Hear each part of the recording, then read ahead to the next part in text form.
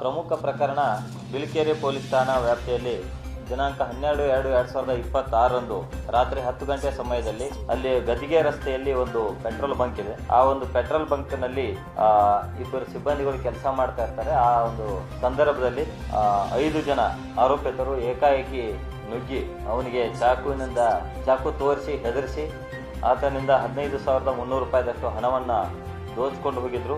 ಪ್ರಕರಣ ಪತ್ತೆ ಮಾಡಲಿಕ್ಕೆ ಹಲವಾರು ಆಯಾಮಗಳಲ್ಲಿ ತನಿಖೆ ಮಾಡ್ತಾ ಇರುವಾಗ ಮುಖ್ಯವಾಗಿ ಆ ಒಂದು ಪೆಟ್ರೋಲ್ ಬಂಕ್ನಲ್ಲಿ ಸಿಕ್ಕ ಒಂದು ಪ್ರಮುಖ ಸಾಕ್ಷ್ಯವನ್ನು ಆಧರಿಸಿ ನೋಡಿದಾಗ 5 ಜನ ಆರೋಪಿತರು ಒಂದು ಸ್ಕೋಡಾ ಕಾರ್ನಲ್ಲಿ ಬಂದು ಈ ಒಂದು ಕೃತ್ಯ ಎಸಗಿರುವುದು ಕಂಡು ಬಂತು.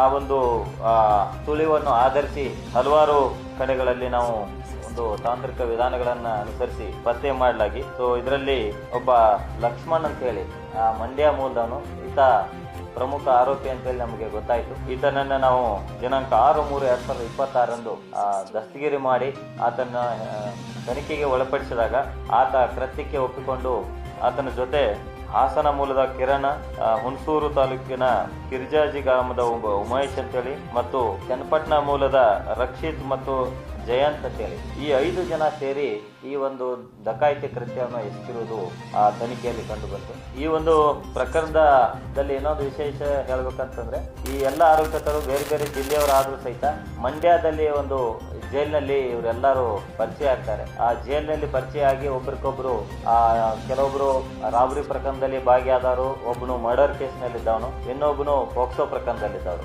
ಇವರೆಲ್ಲ ಸೇರಿಕೊಂಡು ಜೈಲಿನಲ್ಲಿ ಪರಿಚಯ ಆಗಿ ಅಲ್ಲಿ ಒಂದು ಕೃತ್ಯ ಎಸಗಲಿಕ್ಕೆ ಒಂದು ಪ್ಲಾನ್ ಮಾಡಿಕೊಂಡು ಜೈಲಿನಿಂದ ಹೊರಗೆ ಬಂದ ಮೇಲೆ ಈ ಒಂದು ಕೃತ್ಯ ಎಸಗಿದ್ದು ನಮ್ಮ ತನಿಖೆಯಲ್ಲಿ ಕಂಡು ಬಂದಿದೆ.